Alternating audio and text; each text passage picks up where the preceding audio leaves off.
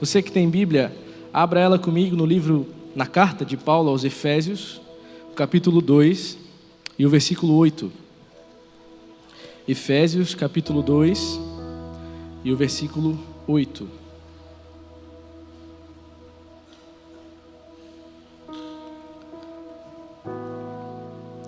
Eu quero pedir, inclusive, para você que está com a Bíblia e a nossa equipe de projeção também, durante a palavra, deixa a Bíblia aberta que nós vamos correr por alguns textos para complementar, não é?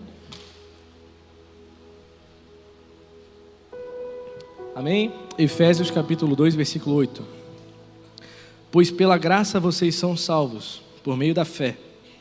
E isto não vem de vocês, é dom de Deus. Não por obras para que ninguém se glorie, porque fomos feitos por Deus, criados em Cristo Jesus para boas obras, as quais Deus preparou previamente para que andássemos nelas. Amém?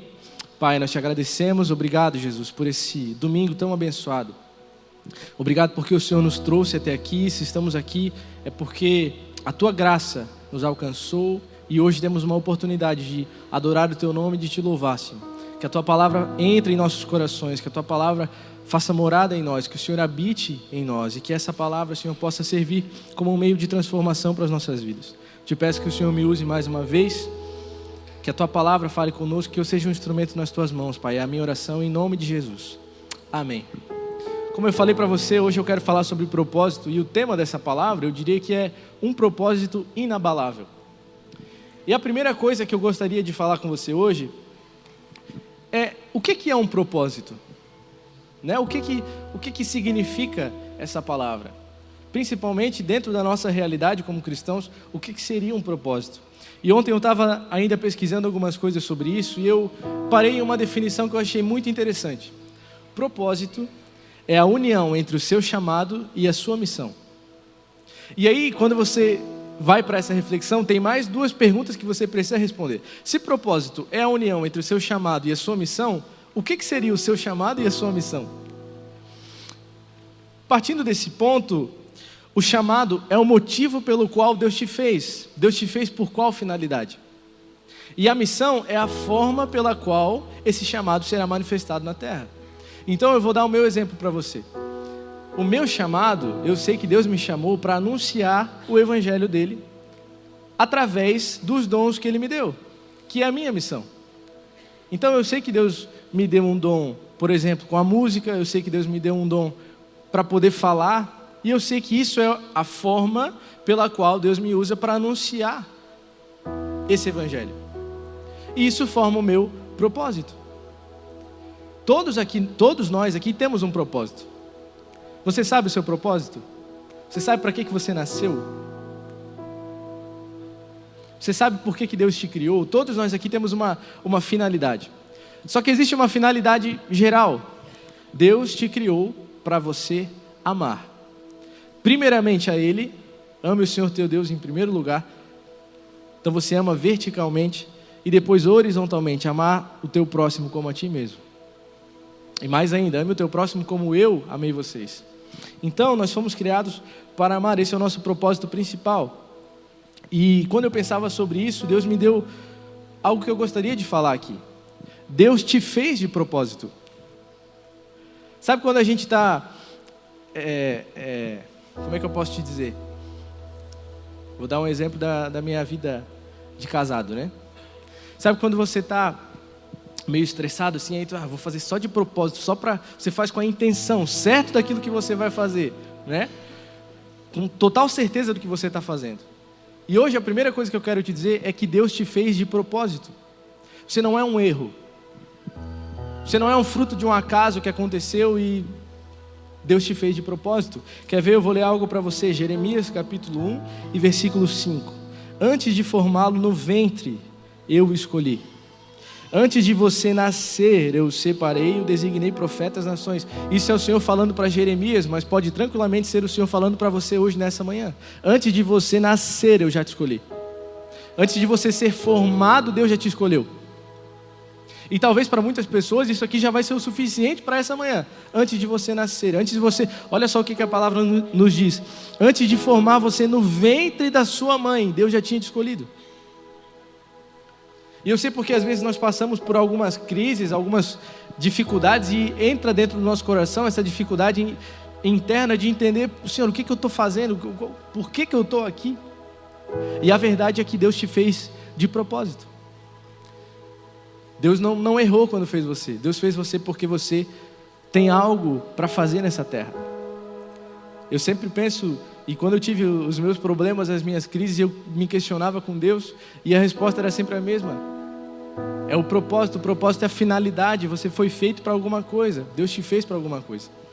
E para contextualizar isso, eu quero falar com você algumas histórias de algumas pessoas que vão nos ajudar a entender um pouco sobre isso. E a primeira história que eu quero falar com você é a história de José. Quantos aqui já ouviram a história de José? Uma história muito conhecida, todos nós já ouvimos falar em algum momento. E José era filho de Jacó. E a palavra diz que José era um rapaz altivo. José falava. A Bíblia nos diz que Deus dá 2 sonhos para ele. No primeiro sonho ele vê como se o feixe de trigo dele se levantasse e o dos seus irmãos, da sua família, se abaixavam e se curvavam diante dele. Esse foi o primeiro sonho, ele conta para a família. E depois ele conta o segundo sonho que ele teve. Ele sonhou que o sol, a lua, as estrelas se curvavam diante dele. E aí quando ele fala isso para a família, fala, tá, o que foi então? Nós vamos... E ele era um dos caçulas, então nós vamos se curvar diante de ti. Eu sou caçula da minha família. Eu sei como é difícil, né, ser o filho mais novo.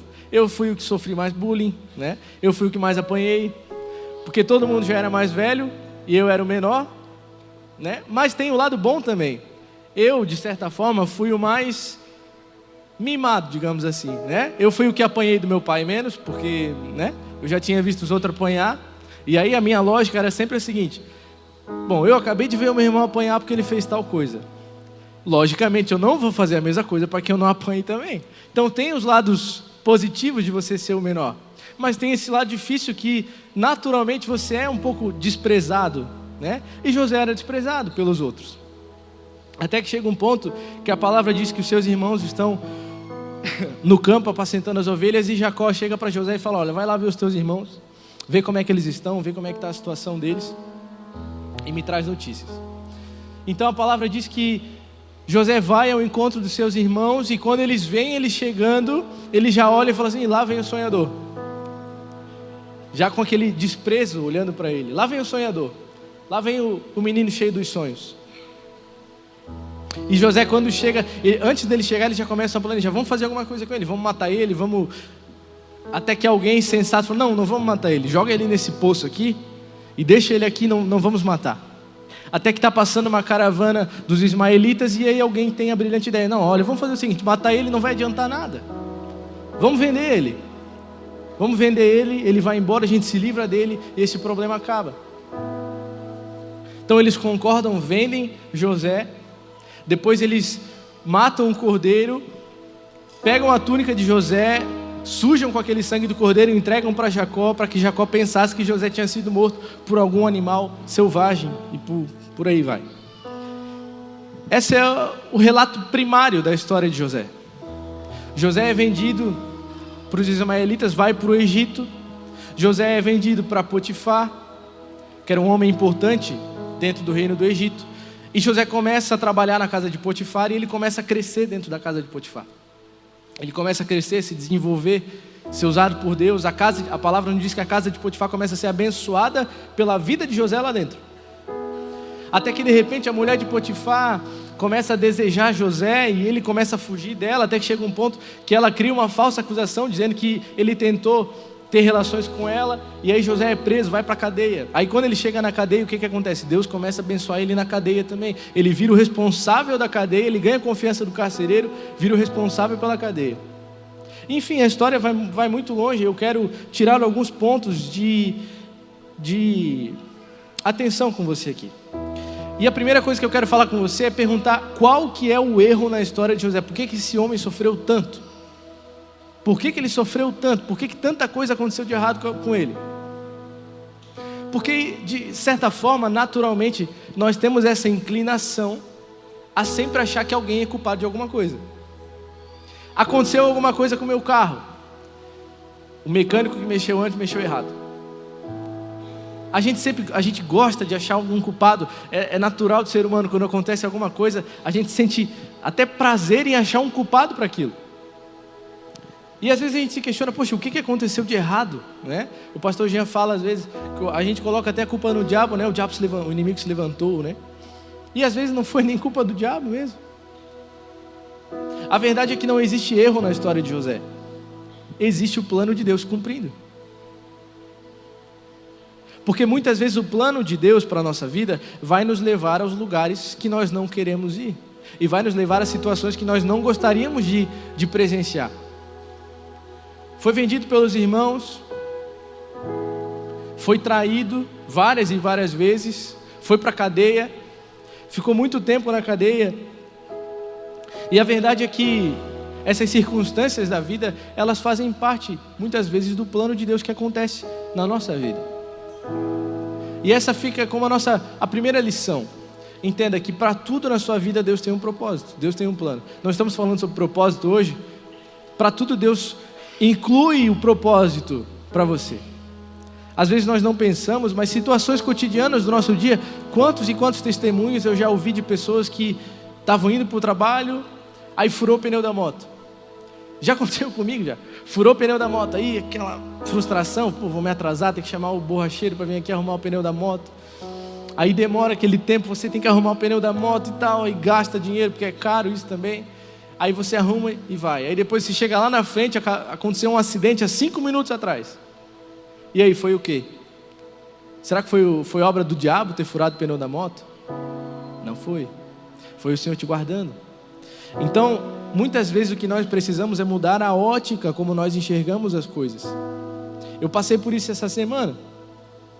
E eu ainda estou falando, Senhor, me mostra o que eu preciso enxergar aqui. Ano passado estragou a nossa máquina de lavar. Aí, glória a Deus, né? O preço do conserto valia mais comprar uma nova, amém. Aí, essa semana agora, estragou meu chuveiro. E eu já tinha mandado o chuveiro para o conserto, estragou de novo e glória a Deus, vamos embora. Aí sexta-feira, estragou a elétrica do carro, não estava mais abaixando o vidro, o alarme tocando. Eu andava com o carro, a cada 2 metros o alarme desligava. Quem olhava parecia o carro da polícia passando. E eu falei, Senhor, tem alguma coisa que eu não estou entendendo, Senhor, por que está tudo acontecendo? E a verdade é que vem aquela vontade de você reclamar, de você murmurar, mas a ótica como nós olhamos muda tudo isso. E eu ainda estou falando, Senhor, me mostra o que o Senhor quer falar, eu quero entender o que o Senhor está ministrando na minha vida. E a verdade é que, quando eu estava preparando essa palavra, eu ainda falei, cara, eu vou falar sobre propósito. E eu fui dar uma pesquisada na internet para ver o que as pessoas falam sobre isso, e o que mais tem falando sobre propósito é coach. Com a famosa frase, né? Só vive o propósito quem suporta o... Tá vendo? Você já sabe. Mas eu não vim para aqui para falar isso para você que só vive o propósito quem suporta o processo. Eu vim aqui para falar algumas outras coisas para você. Sabe quanto tempo levou de José ser vendido até ele se tornar um chefe no reino do Egito, até ele se tornar um governador do Egito? 13 anos. 13 anos. Com incerteza, 13 anos com dificuldade, sem saber o que ia acontecer. 13 anos vivendo. A gente às vezes leva 6 meses para acontecer alguma coisa e a gente já está agoniado. 13 anos. Só que durante esse tempo, a palavra nos diz que quando ele vai para a casa de Potifar, a casa de Potifar começa a ser abençoada. Por quê? Porque ele estava lá. Um homem de Deus estava lá. Quando ele vai para a cadeia, José foi abençoado até na cadeia. Preso injustamente, mas ele foi abençoado até na cadeia. Por quê? Porque ele estava lá. Quando ele vai para o Egito, quando ele vai para ser governador do Egito, Deus abençoou o Egito de uma maneira tal que o mundo inteiro passava por uma fome e o Egito era o único lugar que tinha comida. Por quê? Porque um homem de Deus posicionado estava lá. Você entendeu o que eu estou querendo falar? Se você for um homem ou uma mulher de Deus posicionados, não importa o lugar onde você está, esse lugar será um local abençoado. Porque não está no lugar, está em você. É a presença de Deus que modifica os lugares. Se você é um homem que carrega a presença de Deus, o seu trabalho será um lugar abençoado. Se você é um homem ou uma mulher que carrega a presença de Deus, a sua casa será uma casa de bênção, uma casa de paz, uma casa de amor. A sua faculdade será transformada, porque a presença de Deus habita em você. E aí, existe um ponto que nós precisamos entender. A presença habita, a presença habitava em José. E existe uma diferença muito grande entre você habitar e você visitar. Às vezes a gente pede, Senhor, visita, né? Senhor, me visita, me visita. Mas eu não quero que o Senhor me visite, eu quero que o Senhor habite em mim.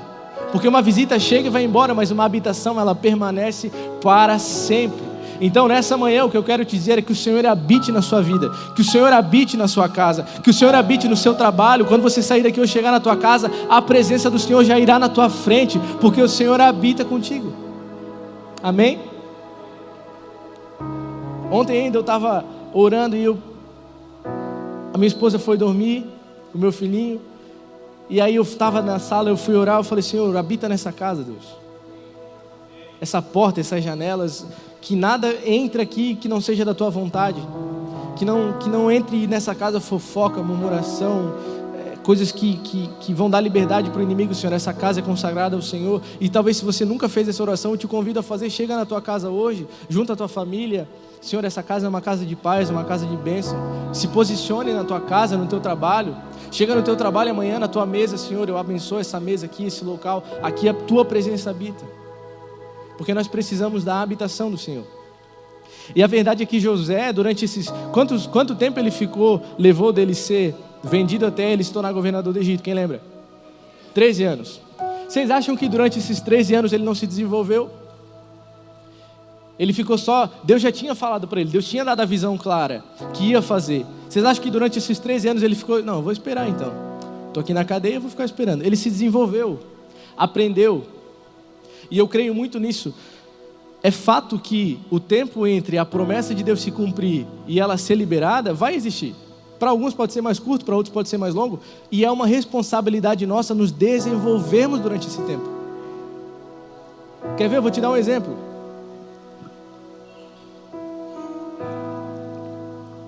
Deus fala contigo de uma maneira linda, poderosa. E Deus anuncia que você vai ser um grande pregador, que você vai ser enviado para os 4 cantos dessa terra. Deus vai te mandar para nações e para continentes, e você fica assim, glória a Deus, Senhor, me envia, me envia. Estamos no ano do envia, me envia, Senhor, me envia, me envia. Só que Deus não fala o tempo que vai enviar. Aí passa 1 ano, passa 2 anos, passa 3 anos, 4 anos.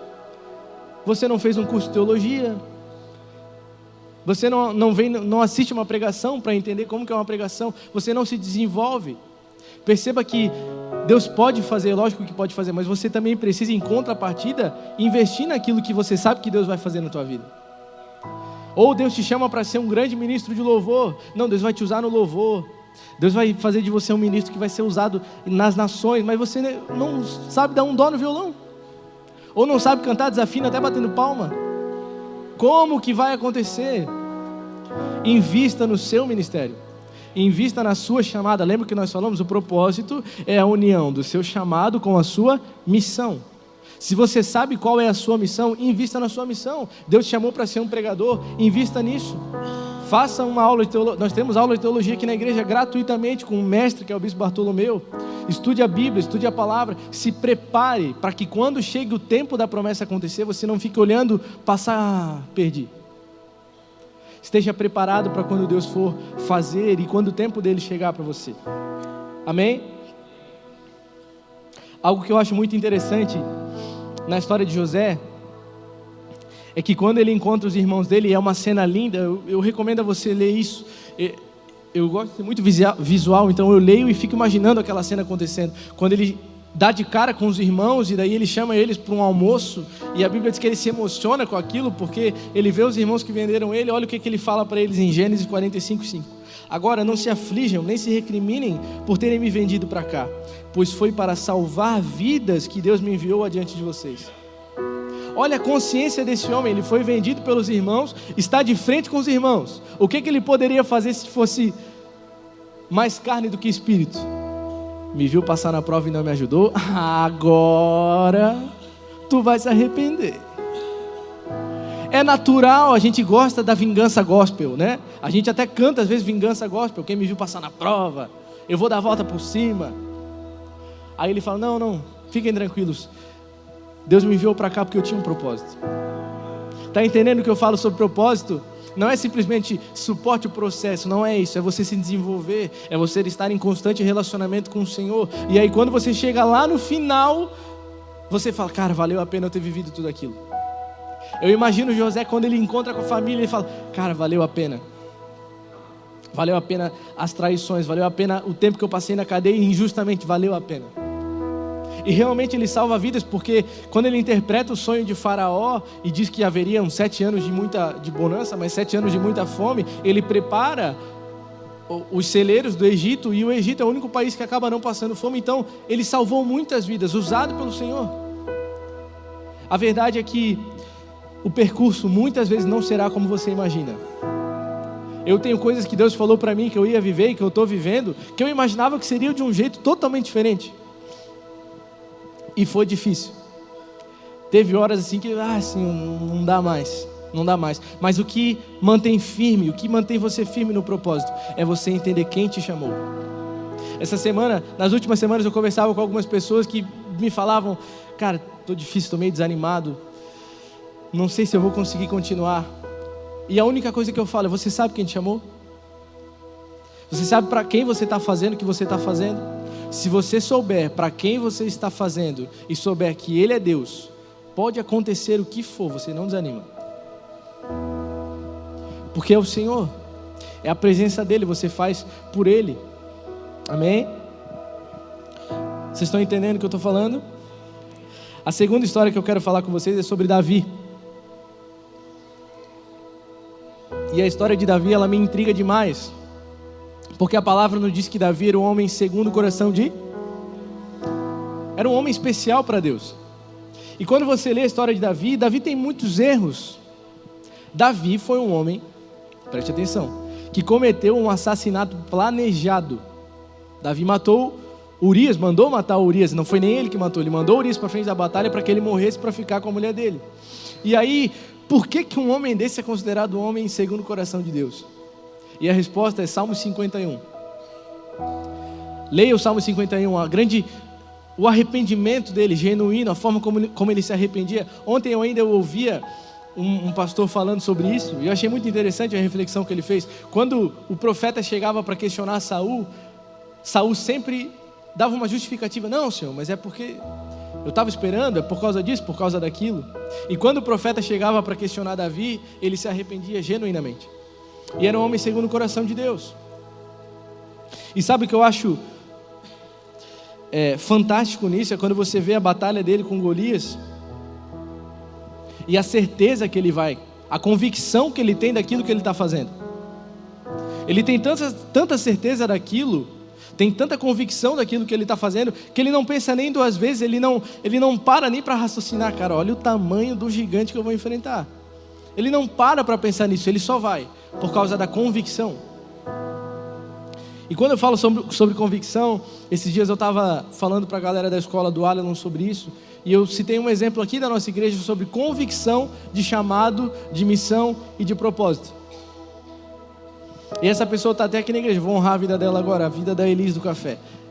Esses dias, foi ano passado na realidade, a gente saiu com o Alelon para ministrar num evento, e era um sábado, e a gente chegou aqui na igreja para devolver as coisas, era quase meia-noite. E quando a gente entrou aqui na igreja, o carro da Elis estava ali já. Eu entrei aqui na igreja, estava tudo aceso, ela estava ali arrumando café, colocando aquelas florzinhas ali na mesa, arrumando tudo. Meia-noite e pouco. E 7h30 da manhã nós temos ensaio aqui do Alelon, a gente chega cedo para preparar as coisas. Quando eu cheguei aqui antes das 7h30, ela já estava aqui de novo. Se isso não for convicção do que Deus chamou você para fazer, é só perda de tempo.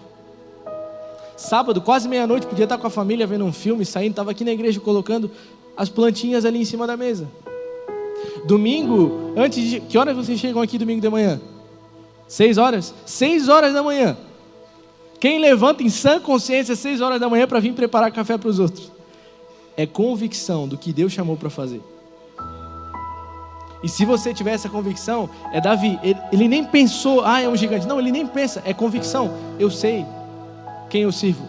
Lembra o que nós falamos agora? Eu sei para quem eu estou fazendo. Olha o que ele fala.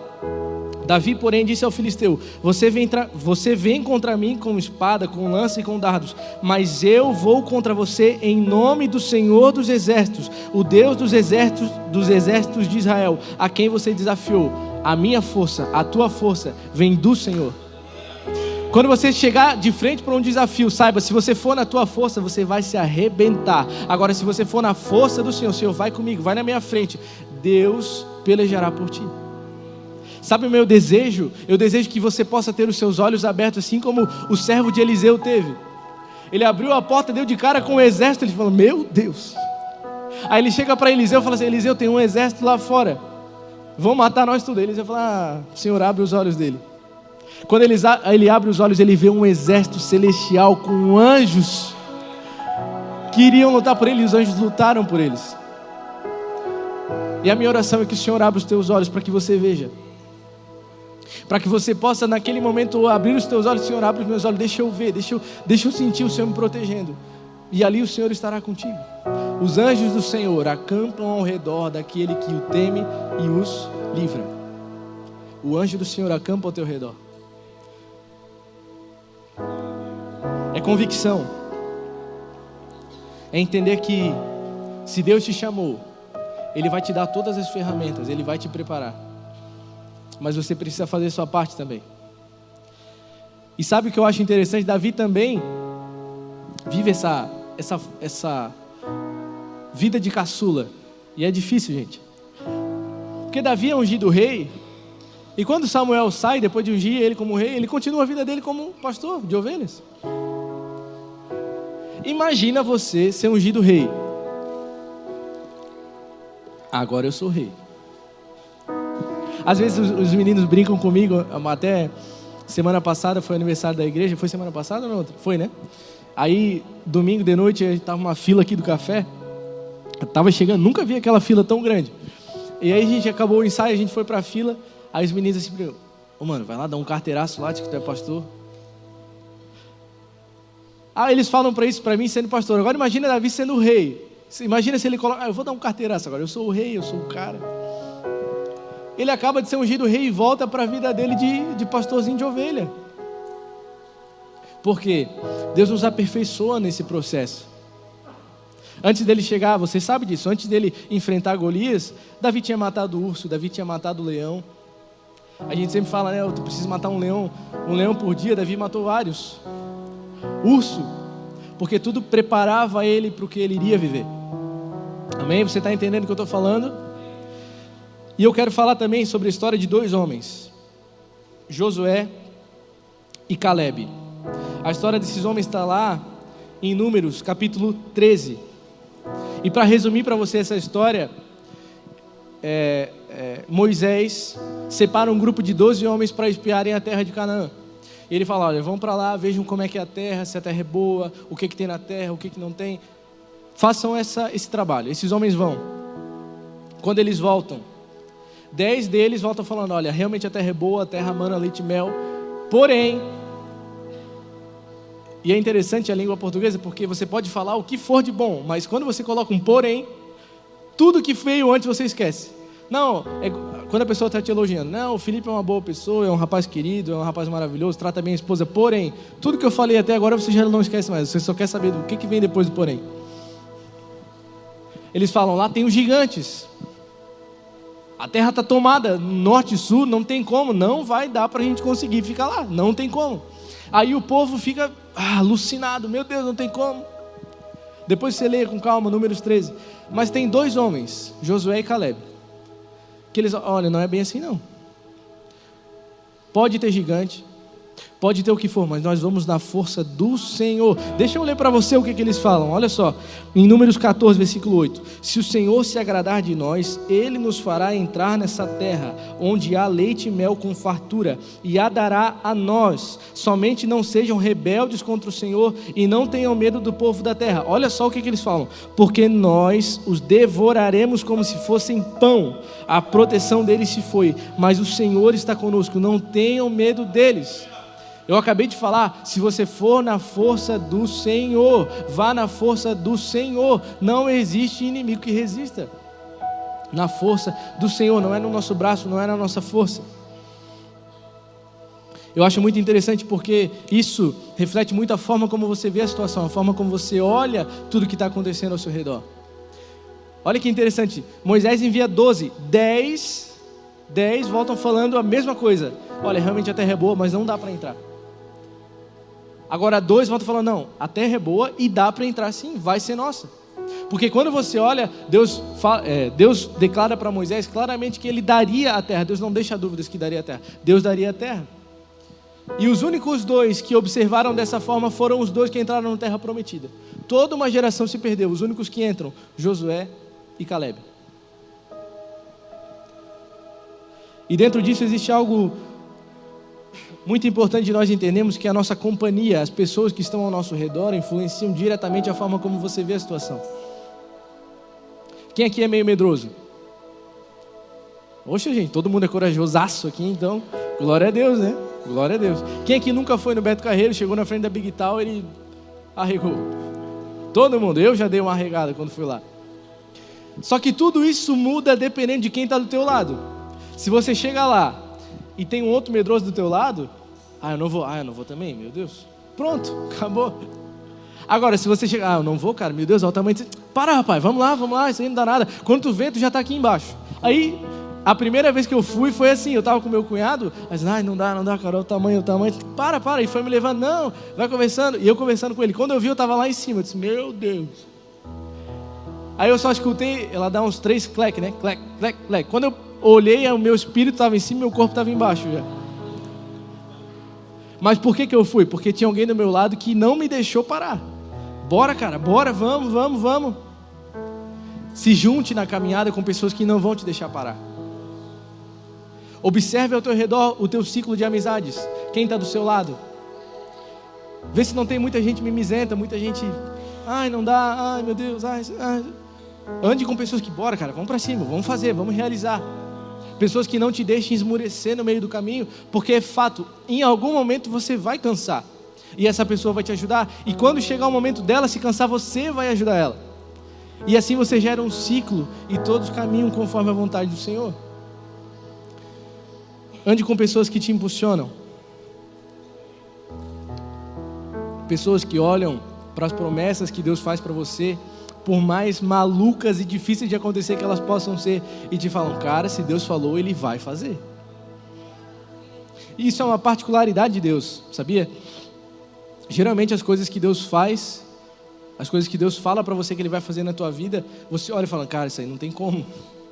Eu olho para os israelitas ali em Números 13, eu acho que eu ficaria bem assustado quando eles voltassem e dessem o relatório da terra. Eu seria um dos que ficaria bem assustado, talvez. Porque a gente, é aquela coisa, sabe? Aqui em Itajaí acontece muito isso, quando tem boato de enchente, tu vai no mercado, parece que o mundo vai acabar em 5 horas. Porque a gente é muito ligado pelo que as pessoas falam. Falou na rádio que vai dar enchente. Não é nem que vai dar enchente, é que vai dar uma chuva um pouquinho maior. E tu já está levantando os móveis da casa, já está fazendo compra de 3 meses. As pessoas ao redor nos influenciam. Ande com pessoas que te levam para perto de Deus, para perto do propósito de Deus para a tua vida. E tenha clareza, se Deus falou que vai acontecer, meu irmão, vai acontecer. Eu passei por uma situação esse ano que talvez foi a situação mais marcante da minha vida até hoje. Quem aqui estava no culto que o pastor Léo Fusaro pregou, o último agora em fevereiro? Tem algumas pessoas que estavam. Depois daquele culto, acabou o culto, eu fui para casa com a minha esposa estava grávida já de quase 9 meses. Chegamos em casa, comemos alguma coisinha e fomos dormir. E por volta ali de umas 2:30 da manhã, eu dormindo, assim, acordei, olhei para o lado, ela do lado da cama, ai. Aí eu disse, o que foi? O que está acontecendo? Eu estou com muita dor. Eu disse, mas está tudo bem? Não, acho que está só encaixando. Então tá bom. Virei para o lado e dormi com toda a naturalidade do mundo. Dormi igual um bebê, né? Aí passou mais 1 hora, mais ou menos, eu acordei assim, eu olhei e ela estava lá, Aí, o que foi, mulher? O que está acontecendo? Ele está encaixando. Eu nunca vi uma dor de encaixe dessa. E aí a cada 1 minuto, passava, normal. Aí voltava, eu nunca vi uma dor de encaixe dessa, vamos para o hospital. Aí a minha esposa, ela é um pouco teimosa, né? Eu posso falar isso que ela não está aqui agora. E ela, não vou para o hospital, está tudo bem. Eu disse, tá bom. Eu tentei virar para o lado para dormir, não consegui dormir mais. E aí, escutando, eu falei, amor, vamos para o hospital. Até eu tive que tentar umas 5, 6 vezes, assim. Aí ela, tá, vamos para o hospital, mas não vai ser nada. Não precisa levar mala, não precisa levar nada, tá tudo certo, não precisa nada, vamos embora. Eu falei, eu vou levar a mala do bebê, porque alguém tem que ser responsável nessa casa. Chegando, não era, a gente queria que nascesse em Brusque, não era nem em Brusque, fomos aqui no Marieta. Chegamos lá no Marieta, aí o negócio começou a piorar, a dor ficou muito forte. E eu até entendo ela, porque faltavam ainda 7 semanas para finalizar a gestação. E não faria sentido, né, nascer. Chegamos no Marieta, aí demorou mais 1 hora ali para a gente ser atendido, até que daí ela começou a sangrar. Daí eu fui na moça e falei, moça, minha esposa está sangrando, preciso que vocês me atendam urgentemente. Ela disse, tudo bem. Então, aí colocaram ela lá dentro, começaram a atender. Quando a médica foi fazer o exame nela, ela estava com 9 dedos de dilatação. E a médica falou, pai, o bebê vai nascer, me entregou a roupa, veste essa roupa aqui que nós vamos para a sala de parto. E ali naquela hora o meu chão caiu. Eu lembro que a única coisa que eu fiz foi ligar para minha mãe, ligar para minha sogra. O bebê vai nascer. E aí nós fomos para a sala de parto. E isso era por volta de 7 horas da manhã, mais ou menos. E 9h55 meu filho nasceu. E quando ele nasceu, quem aqui já foi pai, já participou desse momento, sabe como é especial o momento assim que nasce, né? O contato do bebê com a mãe. E nós não tivemos isso porque ele era prematuro e existia um risco muito grande da respiração dele, que ele estava há muito tempo já com a bolsa tinha estourado. E assim que ele nasceu, eles tiraram ele e já levaram ele. E ele todo roxinho, não respirava. E eu só falei para Vitória, olha, eu vou com ele, tu fica aqui. Eu entrei na sala do lado e aí saiu, parecia cena de filme, veio um médico de uma sala, outro médico de outra, outro de outra, foi mais 5 pessoas em cima dele, colocaram equipamento, colocaram máscara, e eu olhava e só falava, Senhor, cuida do meu filho, não deixe meu filho morrer, cuida do meu filho. E aí eu perguntava para a médica, e para eles é natural, e eles agem com tanta naturalidade, né? E eu via ela colocando aqueles tubos por dentro dele, colocava a máscara, e eu, meu Deus, meu filho. E os médicos, tá tudo bem? Ela disse, não, calma, pai, vai ficar tudo bem. E eles colocaram todos os equipamentos, ele começou a respirar, e ali eu me aliviei, glória a Deus. Para resumir a história, ficamos 11 dias internados no hospital, com ele, na UTI, porque, enfim, até criar condições de vida saudável fora dali. Depois ganhamos alta. Telzinho saiu do hospital com 2,4 kg. Era um pacotinho desse tamanho aqui. Hoje ele está com 2 meses e pouco, daqui a pouco vai fazer 3 meses. Está com mais de 5 quilos, come que é um bezerro. Mas o que eu quero te dizer? Naquele dia, eu entendi da parte do Senhor que existe um propósito muito maior para a minha vida. E é o propósito, e esse talvez seja o propósito mais lindo que vai existir, é você preparar alguém. Você gerar alguém, preparar alguém. E a oração que eu sempre faço para o Senhor é, Senhor, que o meu filho chegue aonde eu não cheguei, que o meu filho voe muito mais longe do que eu. Que ele possa observar as minhas falhas e ele não cometa essas mesmas falhas, que ele vá muito mais longe, Senhor, que ele seja um instrumento usado nas tuas mãos. E o que eu quero dizer com isso hoje é que talvez você que tem um filho, tem uma filha, tem uma família, é uma grande responsabilidade que você tem na sua mão. Prepare o seu filho, prepare a sua filha. Nós vivemos em uma sociedade doente, uma sociedade que passa por tantos problemas, e a esperança do mundo hoje são os nossos filhos, as nossas filhas. Essa geração que tem se levantado, que vai mudar, que vai impactar essa sociedade. Eu tenho certeza absoluta, que o testemunho de vida do Theo, do meu filho, vai servir para que pessoas sejam alcançadas pelo Senhor. Comigo foi assim, eu não era nem para ter nascido, nasci, e hoje eu entendo por que foi daquela forma, e hoje eu também entendo por que o do Theo foi daquela forma. Porque Deus tem um propósito em tudo na nossa vida. Então às vezes o que você acha realmente é difícil, no início eu falei, Senhor, por quê? Por que a gente está vivendo isso? Por quê, Senhor? Por quê? E hoje a gente olha tudo que aconteceu e eu falo, Senhor, hoje eu entendo o porquê. E o que eu quero te falar hoje nessa manhã é isso. Talvez se você ainda não entendeu o porquê das coisas, o porquê que o Senhor está fazendo desse jeito, por que as coisas estão acontecendo desse jeito, porque Deus tem um propósito poderoso para a sua vida.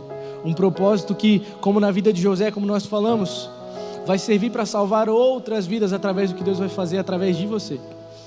Amém? Você crê nisso? E por último,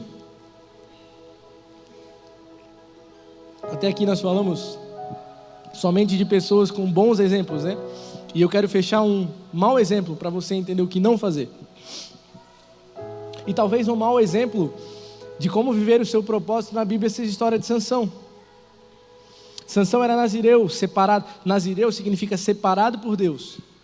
Deus separou ele, Deus preparou ele, porque Deus contava com ele para ser um juiz de Israel.